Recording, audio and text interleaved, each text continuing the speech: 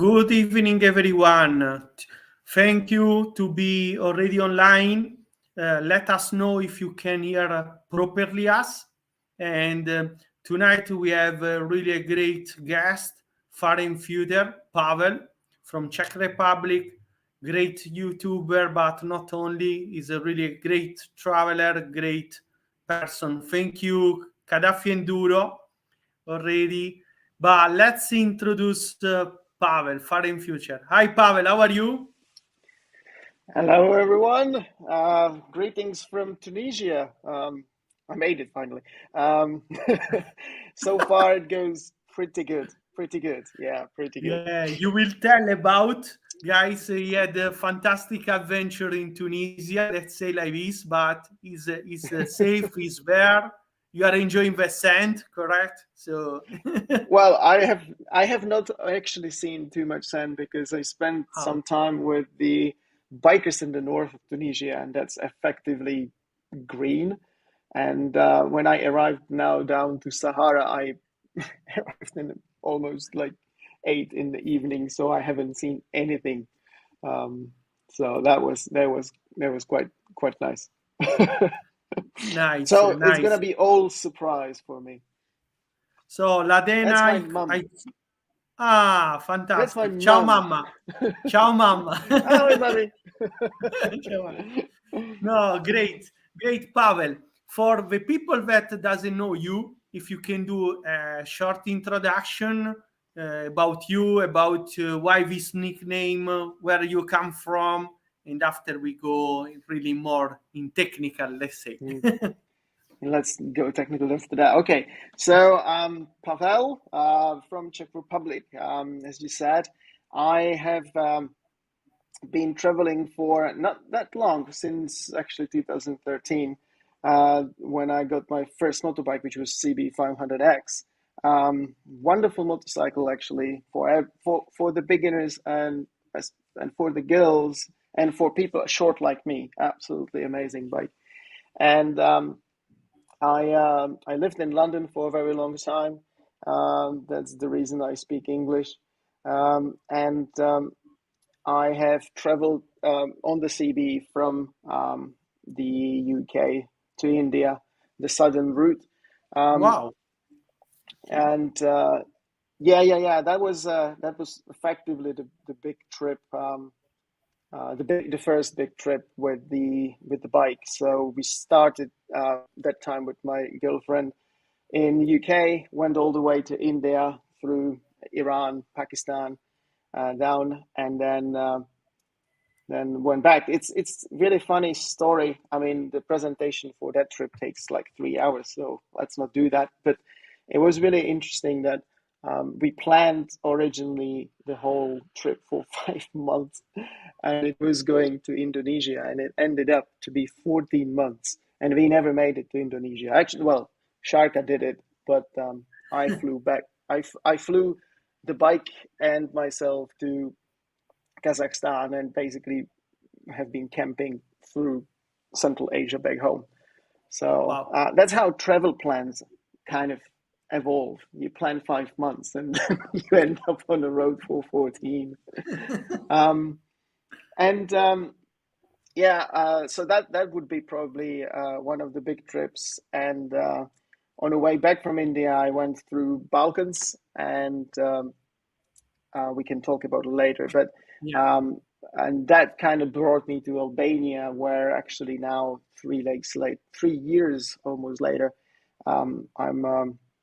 I started an organization to plant trees in Albania to reforest one of the national parks, which mainly because the Trans-Euro Trail goes through that, and I was following Trans-Euro Trail up home, and that national park is really damaged, and it kind of I really was looking for some kind of a project to give back all the good things people give you when you travel, because the hospitality, I mean, a lot of people know that the hospitality is just incredibly um, huge in the countries, Central Asia, well, actually everywhere. Tunisia, I mean, come on. I spent 1 week with a wonderful group of bikers here in Tunisia. They literally adopted me, and they were really, really, really, really nice. Really nice. Good. So, coming to your last adventure. So now you land. Unfortunately, you are in Tunisia. Why you choose to go to Tunisia? How did you arrive? If you can tell Yeah, that was something about. adventurous. Yes, exactly. So it was really interesting because in 2020 I bought Tenere in 2019 in the winter, December I think it was, and I really want actually Chewbacca. I have Chewbacca. We have to do this.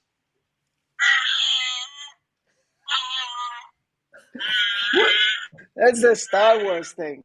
I mean, it looks now like a big ball of fur, but it is actually Chewbacca. So And I'm gonna go to Mos Espa probably this week to see some Star Wars stuff.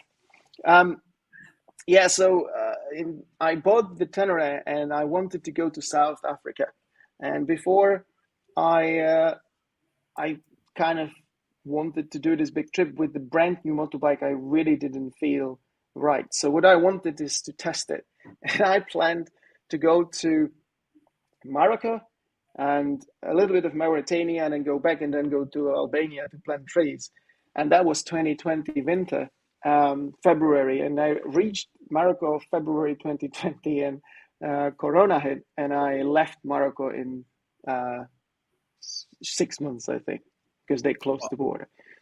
And once you go to Africa, you will always return to Africa, which is probably valid for India as well, to be honest. So I had to break for 1 year, and this winter I kind of sort out everything and work and all the post-corona mayhem, and thought where to go. Unfortunately, January, when I wanted to leave, Morocco was still closed again. Just impressive that country can actually survive without tourists for almost yes. It's a 2.5 big years. impact for them. Yes. Yeah, I mean, when we were there, because I was traveling, we met with Improbably Adventuring in Sicily, in Sardinia, in Morocco, and she was on her way to Africa, the eastern route, and I wanted to go the west, and they closed Israel for her, so we ended up actually in Morocco together, and it was incredible to. I just lost track. Shock. What? Yeah. What's up? No, I'm just reading the comments. I'm gonna actually close the comments so you can manage the questions because it always kind of Yeah. Don't worry. I will do. Is the new tractive rear shock? Yes. After we will discuss technically, we have Tenere. some question and we will discuss about that. So now, Tunisia. For how long are you planning to stay in Tunisia? And after, what is your plan? Tunisia. So Tunisia is gonna be till beginning of April, end of March, probably. So what I do is I actually work and travel, if you can say. I am a digital nomad, so I am a programmer. So what I do is I work usually 1 week and then I have 1 week off, or a little bit less, to pay for everything. So for me, it's quite slow. So I'm gonna now, for example, I'm gonna be week here in Dusur, going. There's a Rommel piste over there, which is really nice, and there's some sand and all that for the training. And the next week, I'm probably gonna try to cross the Sahara to Tatooine. Okay. So that's how I do it, and that's also the reason I kind of need a little bit more time. So I usually stay a little bit longer on one spot so I can work, and then I do. And then I need to return to Albania for the spring. project. For the For project batteries, that for you. lure. And after we will talk about, he's leading really a fantastic project, but we will talk about it's not only environment, but really is I mean, tough. Tunisia, let's actually do the story for I don't know how many people have heard it. So I have been almost deported from Tunisia. Um, uh, Actually, before I have even been led to the country, I have been almost deported.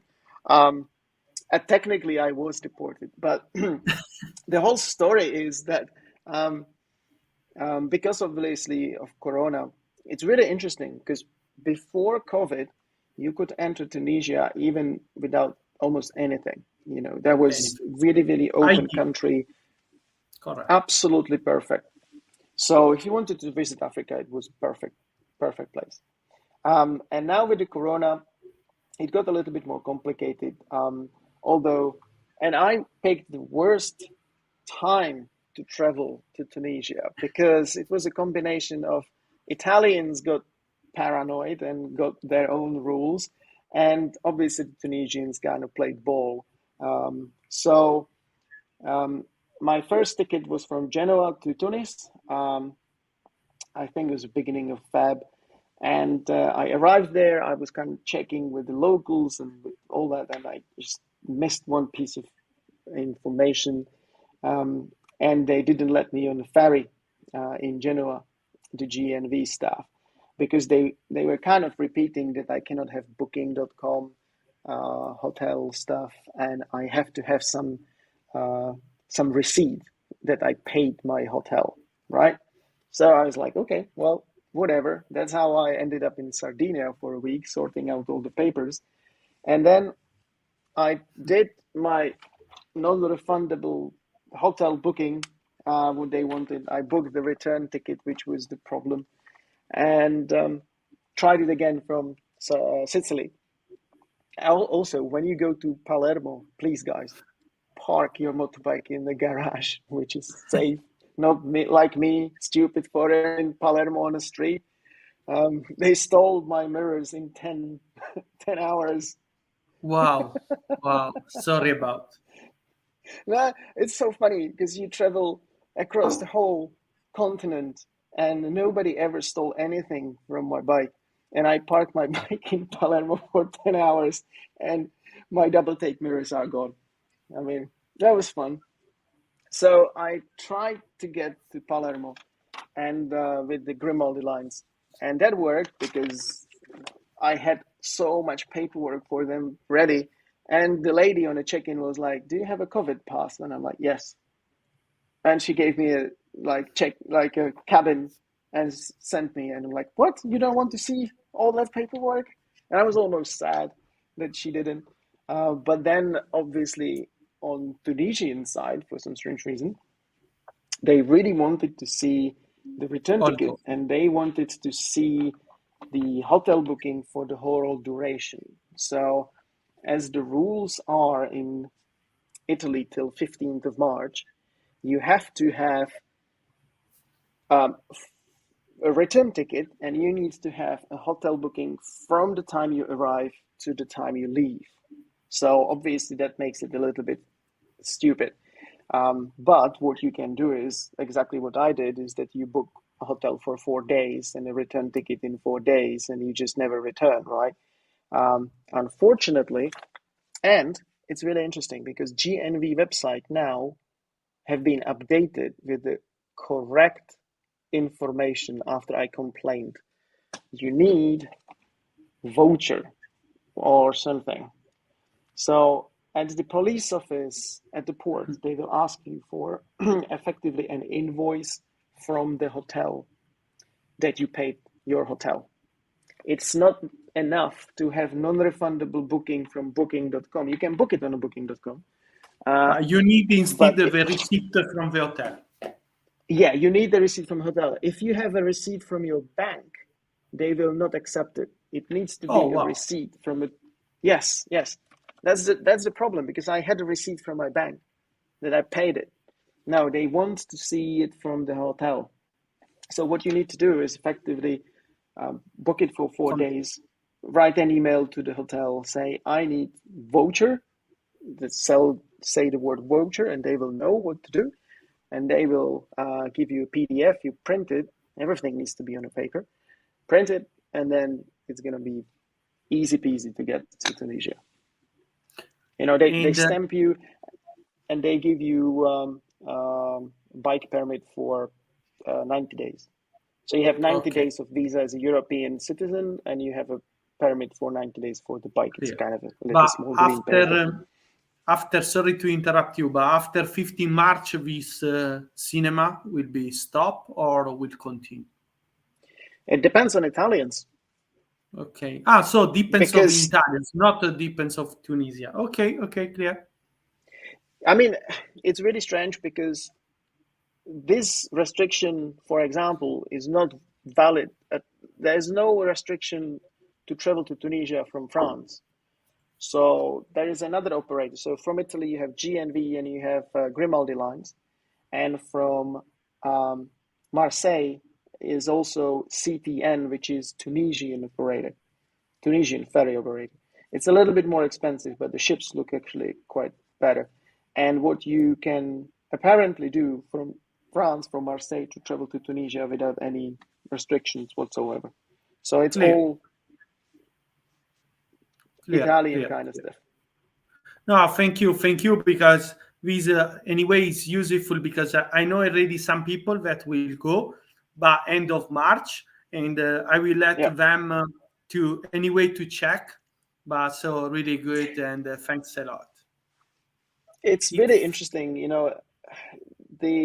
I tried to verify the information on the Tunisian side, but it's difficult because not even the local guys didn't know where to actually go for looking what is actually true. There was a French guy who didn't have a booking and didn't have a voucher, and he tried to fake the voucher in the port.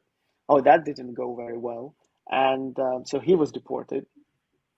But in a way, he called even the French embassy, and they said Tunisians are not supposed to ask for the voucher. But if you are at the port, what you can do. There was a German guy who gave every guard a watch, and then he was processed in 10 minutes. So maybe that's one way how to deal with that. Fantastic. Good, Pavel. So if you agree, I know already that in general visitors and riders are focusing on this. You have your Tenere 700 already 45,000 kilometers. So what here really the main question, and after there were already something technical and we will discuss. What did you like? What did you suggest to change? Depends, of course, of your needs. If you can describe what are your needs of this bike, of course, in order that people will understand for which kind of purpose you and how you are using Tenere 700. And let's go from there, and we will drive also looking the question from the people. Yeah. So the thing is, I have Tenere 700 because I wanted to get a bike which upgrades effectively Honda CB 500X. So I know that I travel for a long distance, and I usually travel loaded with luggage. And if I travel, I can do anything from 50 kilometers a day to 1,000 kilometers a day, because I kind of enjoy too much at some point, and then suddenly you are run out of visa and you need to catch up some highway. So what I really wanted from the bike is I wanted a little bit more power than CB, and I wanted more off-road from CB, but I didn't want to have more vibration or have less comfort for the long distance, which obviously is really tough for any bike to do. But I was trying, for example, some single cylinder bikes and all that, and it wouldn't be that comfortable for me to travel for highway speeds and long distance. Exactly. It would be much lighter bike, but it would be, so it would be much, much better in off-road, but then it would obviously lag somewhere. So for me, D7, 2 cylinders, not too much power, not too much electronics, but it has 21-inch wheel and 18-inch wheel in the back, and it's around those 200 kilos. So I had that before, and I know I can handle that. The only surprise was it's a little bit taller. So effectively riding T7 for me is I either ride it or it's on the ground because I'm on the toes, you know. And with that, that's what I want from the bike. You know, I don't need 160 horsepower because you rarely, when you travel, use it. And even what was wonderful on CB500X is it was, I think, 47 horsepower, and effectively that is your traction control. You know, that low power is your traction control because you cannot just put 100 horses on the rear tire. It's not there. So, and with T7 it's similar. So it then is less wear on the tires, less wear on a chain, on the sprockets and everything. So that's why T7 and how I actually use it. Like, I started to do much more off-road. I took the Tenere to two rallies, to Tenere rallies. I've took it on an MX track and sand pit trainings and all that kind of stuff. And I wouldn't be able to do that with CB, but with Tenere you can actually do that. And the first rally I did was without any modifications, to be honest. So I was on a stock suspension. I was, just a protection really. So for me, Tenere is the marriage between the travel comfortably and be able to do the rally and do the off-road, you know. And correct. Okay, that's it. clear. And so now, after that you choose the Tenere 700, you did some videos, but for people that doesn't know, after now you did for 10,000, I remember something like around 30 of 20. Now you have 45. What you suggest depends of course of your needs, that you upgraded and instead what you keep like standard. Well, the thing is, my unique case is that I did actually the rallies, and this year I'm going to participate in Albania rally, and Nice. the problem with rallies is that, or even motocross track is, you know, you are taking 200 kilo motorbike onto the terrain, which is tough. It's hard, and It's hard. CB was okay, and I mean on CB I actually had a rally rate suspension as well. But CB, because you travel slow when you travel, and I use CB only for traveling. When you travel slow, even because you usually go loaded off road, right? Okay. So if you go, you know, off road and you have for 40 kilos and you fully loaded, you're not gonna go 90 kilometers per hour on a dirt road because, you know, no, you cannot. it doesn't make sense. Yeah. So, but with the rally, actually, when it starts to count in terms of suspension and you know, steering damper, for example, something like that, is where you add speed, and that's what I learned on the rallies really, because once you start adding more speed, then the bike needs to handle that speed, and then the stock suspension starts to hit the limit, you know. But for travel, for example, I did, you know, first 25 with stock suspension, I think, and you just need to get correct spring rate in the front and correct spring rate in the back. So you need to measure your sag. You need to measure your sag. You need to, or take it to a suspension specialist, and they will be able to give you a correct spring to the rear shock and maybe respring the front. And with that, maybe add some preload spacers to the front forks. And with that, actually, it was really, really okay. And also another thing is you need to service your suspension. So about 25 10,000, 20,000 kilometers, depends on the rider, obviously, what you ride. I would definitely recommend changing oil in the front forks and service the rear shock. The rear shock has a problem that you have oil and a gas in the rear shock. That little thing where you adjust the compression is where the nitrogen is, and that leaks. So every time when I took it to service, there's supposed to be 15 bar of nitrogen, and I always had about 6, 7. Oh, So okay. obviously your suspension, and the oil which after 20,000, when I changed the oil in the original forks, it was not oil what was out. It was a jelly. It was literally Okay. like, Yeah. so I agree. servicing, actually having a right springs and a service suspension on Tenere, the OM suspension, does actually quite a lot. But if you add speed to the combination and like a rally, then you will start hitting the limits of it. Good. So, Good. Good. I mean, do you want a list of what I changed? Yeah, um, quickly, yes, quickly. It will be yeah. nice for the people that are following for sure. So, okay. So if we park the rally for now, so what I did, crash bars, of course.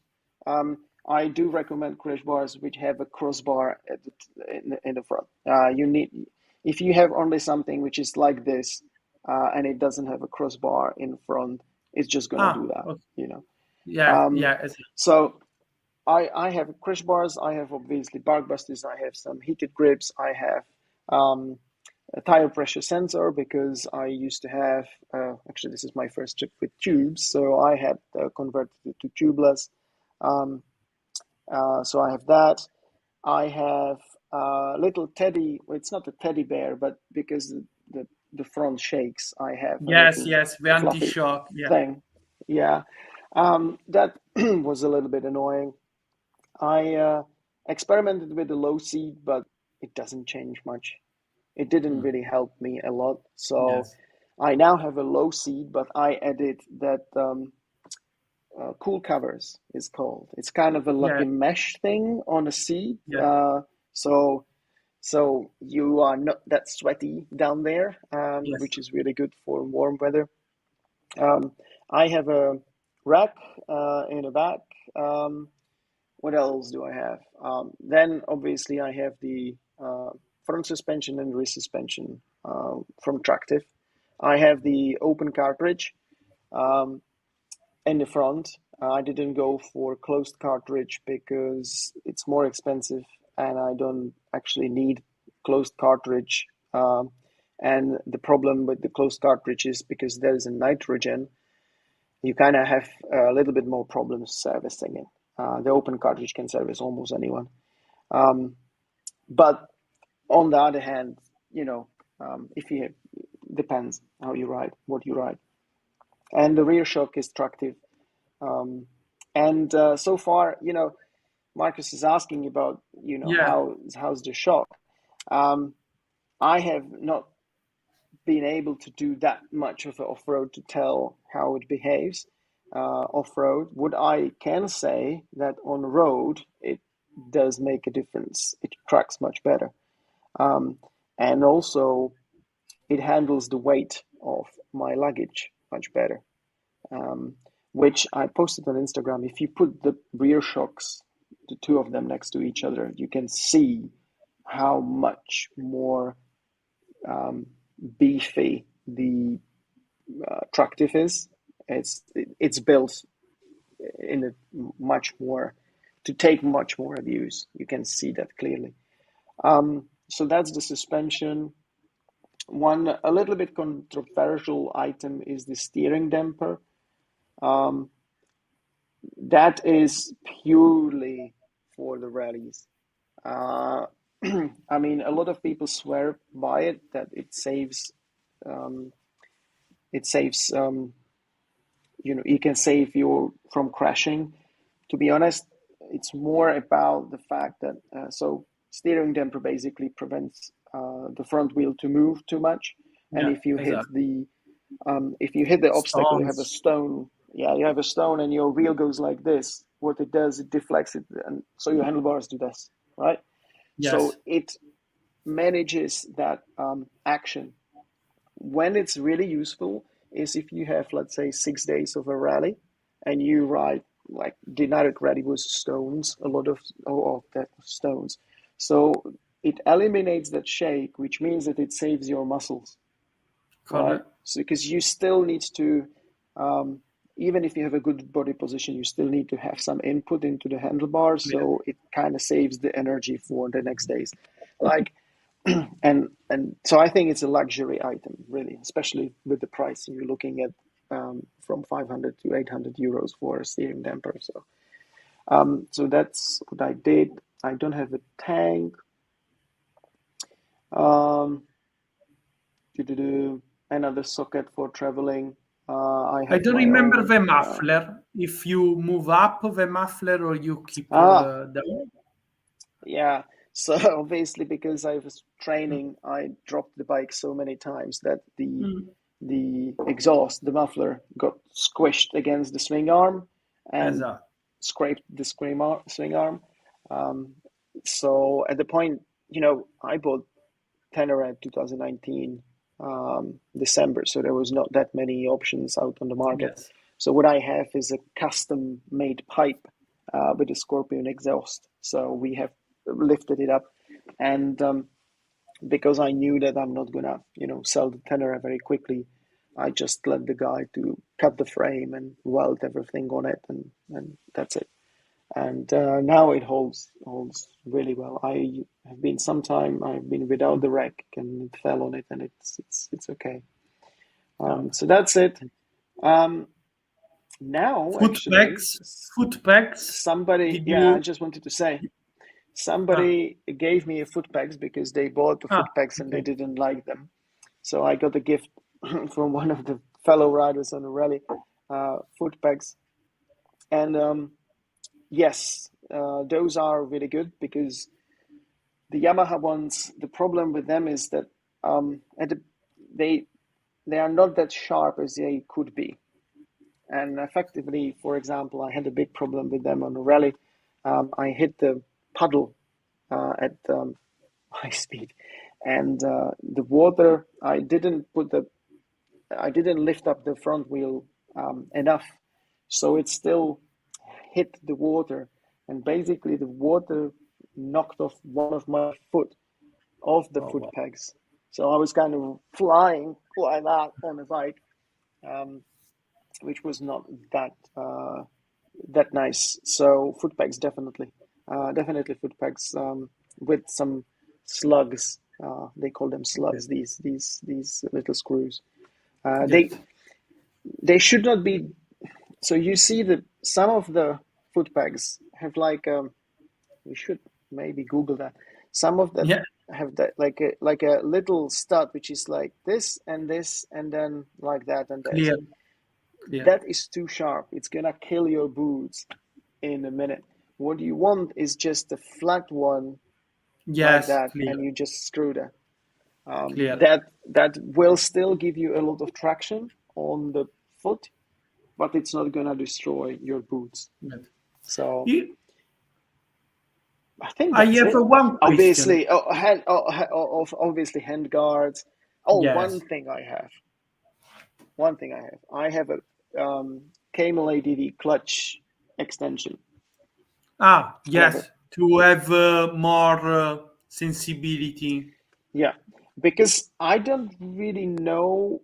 Maybe you guys um, are kind of having a different experience, but my clutch cable got really, really tough to actually like pull the clutch. So I changed the clutch cable, obviously the first thing to do, but it get better. But it's still, if you do on a track or something, you use the clutch a lot. At some point, I had to use three fingers. I like to use one or two fingers, Yes. Clear. and at some point it was so I just put the Camel ADV longer arm, and at the Esatto. moment, two fingers I can do whole day, two fingers, but I think maybe there's something a little bit off with my something. No. Very often, Pavel, the majority of the people that I know that are doing off-road, they are telling that it's like a must to have that lever, because and after you can adjust, because when you go again Yeah, in the street, you can just move the cable, but this angle will give you to not to reduce the on off, but at the same time yeah, to have a more flexibility to play a little bit gradually, yeah. correct? Yeah, I mean, it's the problem with the longer arm is that actually makes it very short. So you need to Esatto. adjust your play very, very carefully so you don't have any Okay. slip. And you also Esatto. can. But it works really well. I also changed my brake lever on the rear. So, Okay. Tenere has this folding mechanism Yes. that if you drop it, it folds. I have been bending that thing every single time I dumped it on the sand in the track. Because it's quite a big thing to bend.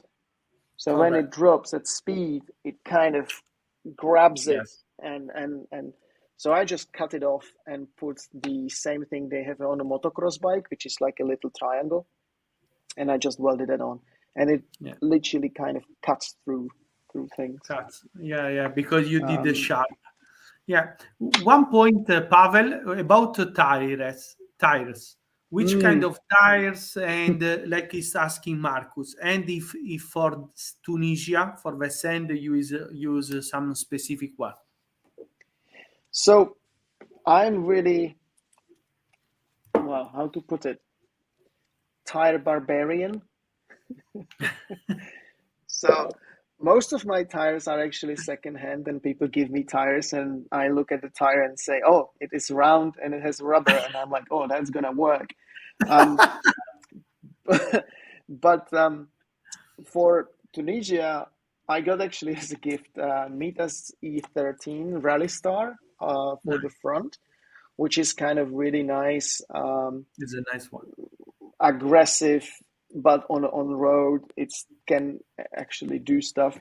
Um, which I got secondhand, and 2,500 kilometers on the motorway didn't really, you know, basically killed it. It was half killed when I started and killed it. But what's really wonderful about Tunisia is that there is actually a Mitas official dealership in Tunis, Hmm. and they stock motocross tires, road tires, and all that. So what they had a brand new E13 Rally Star for I think 95 euros or something like that, which is really good price considering it's Tunisia.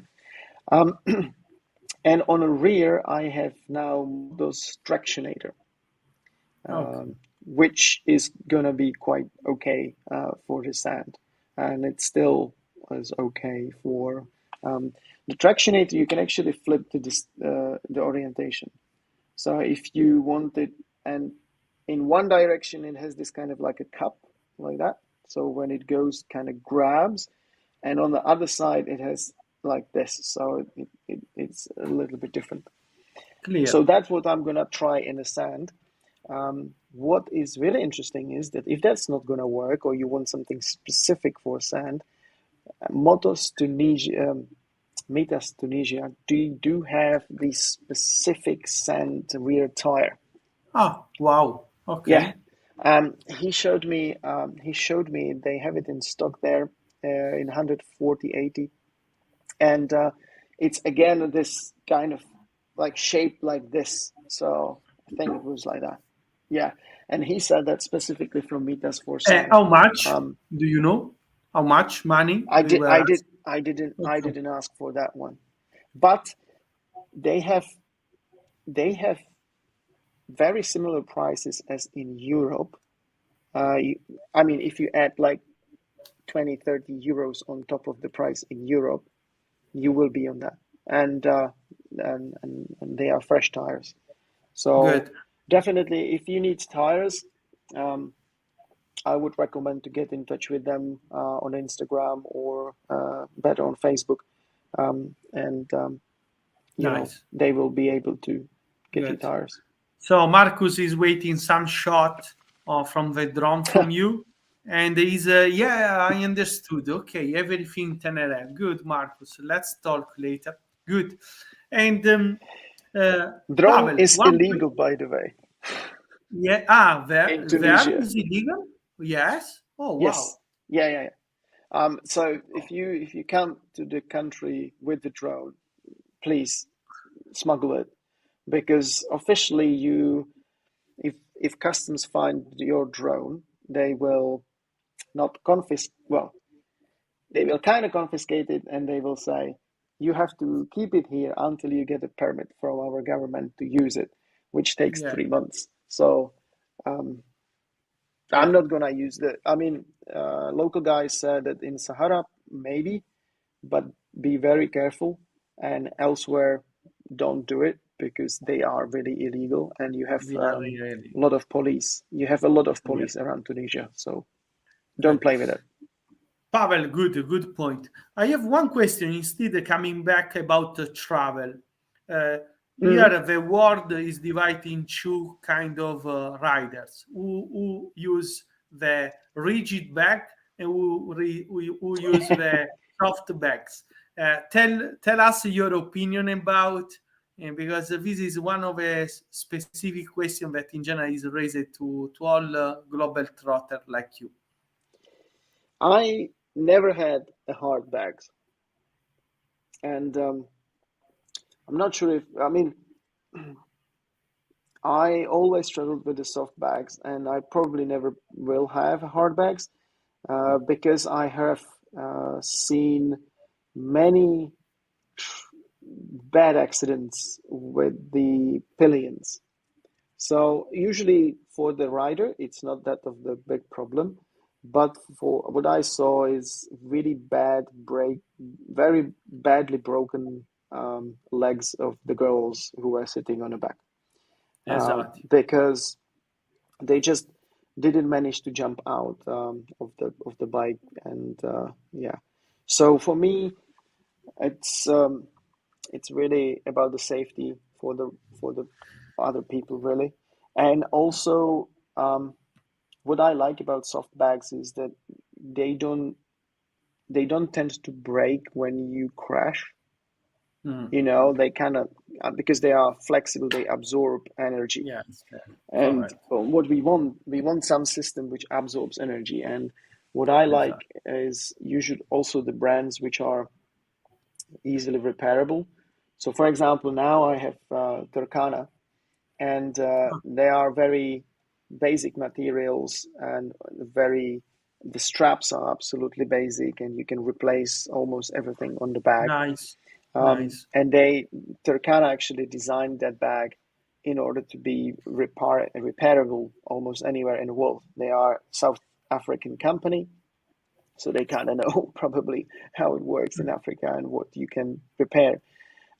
Before I had Wolfman luggage, and that was also almost indestructible. And I crashed many times with it. And when the straps broke, I just go to the shop anywhere in the world and you change the strap. So that's what I like.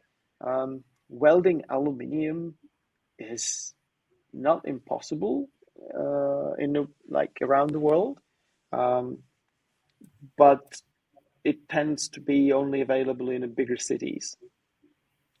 So yeah, um, and a lot of people use um, the hard luggage because you can lock it unless you go to Palermo. You probably don't need to lock your luggage, to be honest. Yeah. Because It's a no, but very open in Palermo. Also, if you lock the luggage, if they want to steal, they will steal. You can put also the police. So, so it's not yeah, that will avoid. I mean, one good thing about um, the hard luggage is they can actually sit on it, so you can make a chair out of it. But Yeah, I travel with carpet, so I have a carpet instead of hard luggage. So No, good. No, thank you, Pavel. I don't see other question technically. If you have, guys, please write, because I would like really to, and this is a part of Pavel that is a great in YouTube, in technical stuff with Tenere 700 is a very amazing. I suggest you to to watch his videos, because you will learn a lot about Tenere. You are doing maintenance yourself. You are Yeah, disassembly, reassembly the bike. So it's really a pleasure. I was learning a lot. But the another aspect, two clutch yeah, cables is my secret for travel. yeah. No, but really one other aspect that really I like of Pavel a lot is about his personality, his awareness of what is happening in the world, and he did a different campaign about some initiative. But one of the best one is Tress of for Lure. I would like really, Pavel, that you will talk about what is the purpose, what you are doing. Maybe you can share something from your web page in meantime, but it Yeah, would yeah, be yeah. really. So Trees for Lure is kind of a project which I try to pay back all the good hospitality and good people um, help from all the travels I have, and I kind of decided to start a project to plant trees in Albania. And what I can do is that I can share a screen now. So we have treesforlure.org, and this year we finally managed to plant 2,700 trees. I mean, it's not that big of a number, but um, it took quite a while, and we managed to probably what's more now for me personally a lot is about helping the local community in the national park. I mean, if you look at um, where it actually is, uh, it's in the middle of nowhere. Uh, so it's in the middle of nowhere of Albania. There are some lakes and some villages, and Oh, wow. what Okay. yeah, it's actually in here, and it doesn't. It seems that on the on a Google, you have the yellow roads, but in Albania, be careful. Yellow roads doesn't mean anything. So, actually, to travel by car from this place, from Reshen From Tirana, to how far is from Tirana? from Tirana, it's about 5 hours. Okay, okay. So it's a Yeah. travel So really nice. only this from here to Fushlur, it's about 3.5 hours in a off-road car, 2 hours Wow, on a bike, and from Peshkopi to Fushlur again. So if you think about, you know, if you do satellite view, it's all mountains effectively.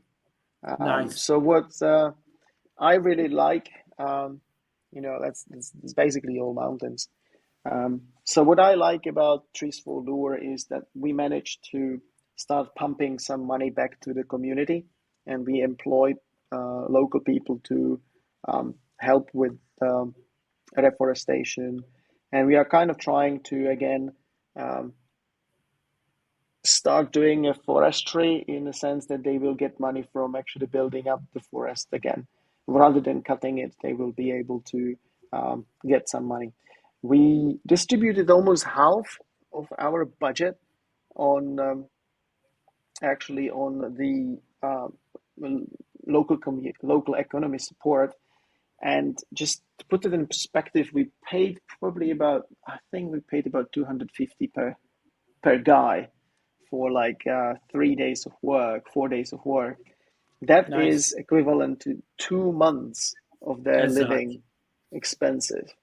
Yeah, so it's really nice, and it's getting quite well this year if finances allow. It's going to be a little bit more trees. I would like to plant about 5,000 trees, which is obviously getting more money for the people and more trees in the ground. And more importantly, I would like to start doing the tree nursery, which means that I'll be able to our own trees in the national park, and that will significantly cut the costs of planting the new trees, because we still have to buy the trees. So that's probably for 2023. We should probably be able to start getting trees from the nursery in 2023, and then it's going to be quite cool. Yeah, this is the old number. We have actually more people have been really kind. A biker community through some live streams went crazy at some point. So thank you very much for everyone who contributes. And if you are somewhere in Albania, I'm gonna be there from April to November. So if you want to ride in Lure, or if you want to ride, around Albania, let's to guide, organize. You can. No, you're very open, Pavel. We discussed already. Let's really understand how we can support you, like Tenere 700.bike. Maybe also, like you are telling, organize who want summer travel. You will be there until November, correct? Yes.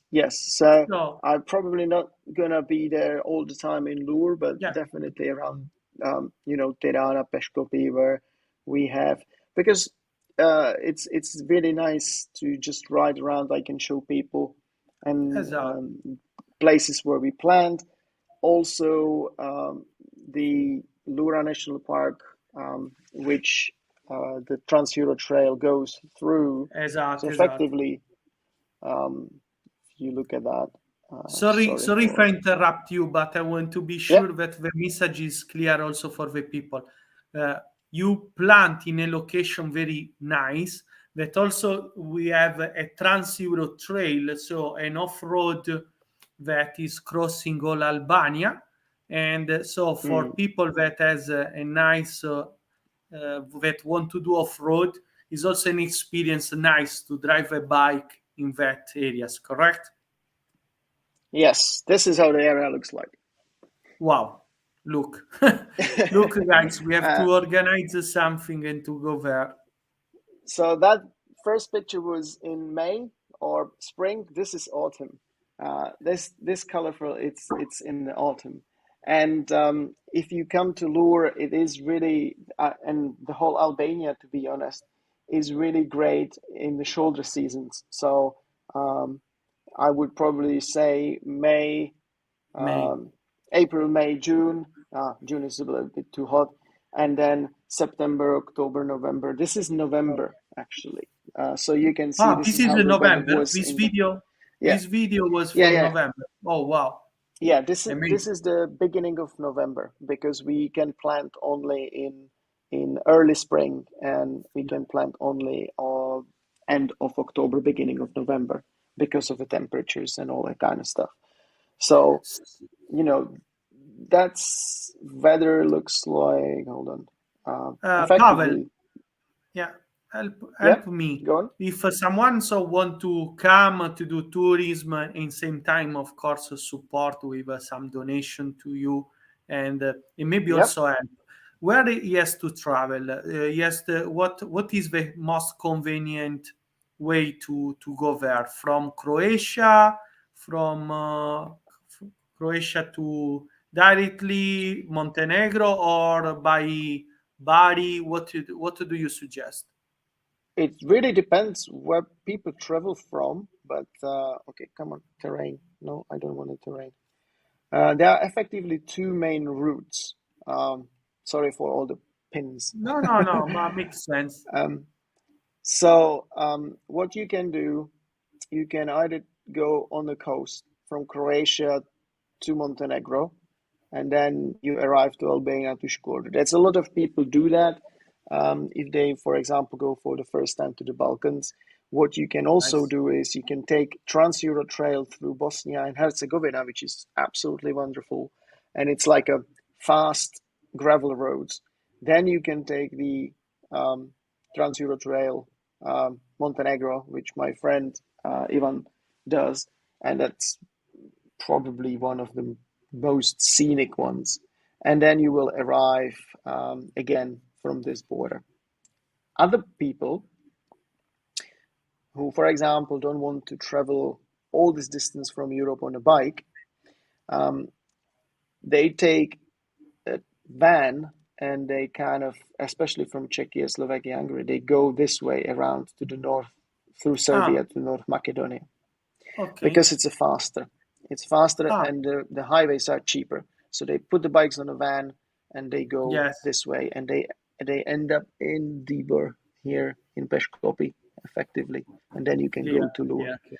Another thing, if you are somewhere around, this part of Europe, then Bari. obvious is what you said. Yeah, go to Bari. Help me here. Oh, yeah, Bari. Yes. So you enjoy Italy, go to Bari, and then you go to Durrës, which is this town, and then you go to Tirana, and then you go to Albania. So that's probably. Is there a ferry from I don't know, Venice, Terce? I don't know if exists something from Ancona. We have to check if from Ancona, Spalato. Another trip can be if you go there from Ancona to Spalato, Split, in order to do partially the coast of Croatia. That is very nice. No, this is another suggestion that I will suggest anyway. This road is really nice. Yeah, this road is very nice. And the Trans-Euro Trail Croatia goes somewhere around like that. But it's really nice split and then go along.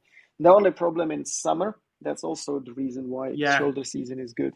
Makarska is really, really congested in summer. So but that's a good thing because you can go to Ancona and you don't need to drive all the way down to Bari and go to Split. No, really, really, Pavel. Let's talk also with the people that is online who is interested. Let's team up during next weeks how to organize and to help to create a win-to-win. So people that want to join the holidays but at the same time have an experience in the nature with you, knowing the people local, that to travel with local people, maybe with some friends from Croatia, we can team up to help you to have I had the idea that it would be really nice to organize like Trees for Lure rally. But unfortunately, organizing a rally is a little bit tough. Of a challenge. There's a lot of things which you need to do and all that. So I kind of failed doing that this year. But what I think would be maybe possible and really nice. So when I'm in April in Albania, so we planned in April and then I will have a time.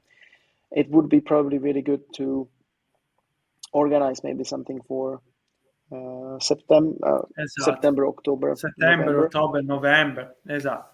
So what I would like is maybe, a weekend event for people that they can arrive on the bikes, they can ride some good off-road, and they can maybe spend one day of planting a trees, which would be already. So if we want to do that, it would need to be in November, end of October, beginning of November, because that's our window where we can plan. Pavel, let's really team up, and with the people on the network, we have a Facebook group. You have already connection. We have a different, like Marcus, that he has his follower. Let's see Gaddafi Enduro if we want to team up. But really, to have a mix of these, it will be nice. Really, I think that it will be a great message. Okay. That would be really, really cool. I mean, like for Gaddafi Enduro, I need to pick some harder stuff to actually ride. So, I don't know if you know Gaddafi Enduro before was connected was exactly the first one, Uber Sando. His name is Okay. Uber Sando. Okay, so he's Gaddafi Ndu. Okay, good. So, I mean, there's definitely really tough sections in Albania which we can do. They are not obviously on Trans-Euro Trail because you don't want to send people to somewhere where they basically die. But yeah, for some competent riders, there's definitely loads of possibilities in Albania. No, this is great. No, I saw some photos. You show some photos. So I want to let's team up, Pavel, with the people, and let's try really to organize something very good. Also with different. We can discuss during next week. So I don't know. Last questions to Pavel, guys. In case we can organize another in the future for sure with Pavel. I don't know if someone has some question. If not, I don't know, Pavel, if you want to say something like last. No, I hope that this is gonna be for me a lot of sand riding. Hopefully, next few weeks. So I need to improve myself in that. So it's gonna be really interesting to see how Tenere handles on sand. You know, it doesn't mean that if you ride a rally, it doesn't mean that you are some pro rider. I'm still a beginner, so it's going to be really interesting to see how it handles dunes. I'm also really curious about. So I have a Google Attack filter which you can wash and you can Yes. oil it. So I'm really curious how that's going to handle the powdery, fesh, which goes into Yes. the airbox and everything. So hopefully, if you don't hear about me in 2 weeks, I'm somewhere in the middle of Sahara and come here to save me. No, good. But until then, definitely thanks for joining, everyone. And of course, if you have any questions or anything, you know where to find me on Instagram or Facebook or YouTube. I'm happy to help anyone. Yeah, no, really, thank you to everyone that was today with us. Marcus is already telling you have fun, and really thank you, Pavel. So thanks a lot to all people. His rally tour is going to be really interesting. We have to watch that in the future. In the future. Yeah, I want to see. So have good night, all guests. Okay, thank you, and see you next live stream with the others and with Pavel.